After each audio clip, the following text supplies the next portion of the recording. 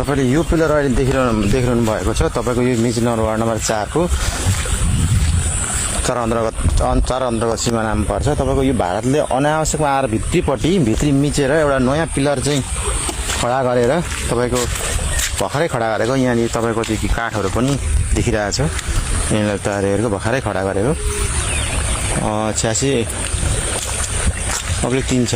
तपाईको यहाँ चाहिँ आएर नयाँ पिलर खडा गरेर हाम्रो भित्र नेपालको सिमानापट्टि नेपालपट्टि आएर पिलर खडा गरेर तपाईको यहाँको जनताहरुलाई चाहिँ अहिले तपाईको खेती गरेको टाइममा जोत्नु नदिने आएर थर्काउने यो नगर यो 30 फिट छोड भन्ने उ गर्ने नेपालपट्टि आएर 30 फिट छोड भन्ने नेपालपट्टि आएर चाहिँ तपाई खेती गर्न नदिने खेती गर्न नदिने गरिरहेछ। यहाँ चाहिँ एकदम ज्यादती गरिरहेछ।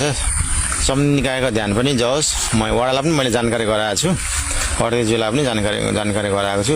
तपाईको यहाँ चाहिँ एकदम आएर चाहिँ भारतीय एसएसबी आएर ज्यादती गर्ने यो पिलरमा चाहिँ बडा यो जुन चाहिँ नयाँ पिलर बनाएको छ यिनीहरूले रात आयो नयाँ पिलर खडा गरेर यिनीहरूले अहिले यहाँ चाहिँ एकदम यहाँको रुपरी किसानलाई चाहिँ धान रोप्ने सिजनमा जोतिसकेका छन्। जम्मै त्यो यति नजोड यो 30 फुट छोड नेपालपट्टि आएर धम्काउँछ 30 फुट छोड यताको छोड यो यहाँको जग्गा नगर भनेर धम्काएर एकदमै यहाँ किसानलाई दुःख दिने काम गरिरहेको छ। तपाईले गिटिम देख्नुहुन्छ यहाँ यो काठहरु सबै एकदम ज्यादती गरिरहेछ। साउन्नेकोलाई ध्यान पनि जाओस्। यो नेपालले चाहिँ अत्याधिक सिमानामा चाहिँ यसरी भित्री छिराएर तपाईको यहाँबाट लगभग 100 गज पूर्व चाहिँ एउटा पिलर थियो। त्यो पिलर चाहिँ हात्तीले ढलायो अथवा खोलाले नदीले कटायो अनि तिनीले त्यो पिलर छुपाएर अहिले राता त्यो पिलर छुपाएर यहाँ पिलर खडा गरेर चाहिँ यिनीहरूले एकदमै यहाँनिर चाहिँ सिमानामा मिचाइ गरिरहेछ। यहाँ किसानहरूलाई चाहिँ धान रोप्नलाई एकदमै चाहिँ दुःख दिइरहेछ। नरोप भन्ने आली नकाट भन्ने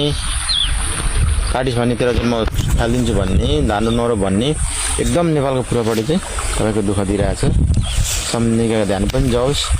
यहाँ किसानले रुपियाँको धान भोलि आएर उठाइदेला उ गर्देला किसानको पैसा जाने भयो दुःख हुने भयो खर्च पनि जाने भयो। बेलामा सरकारले चाहिँ छुटाइदियोस्। एकदम तपाईको हेर्नुहुन्छ नयाँ भर्खरै बनाएको पिलर हो।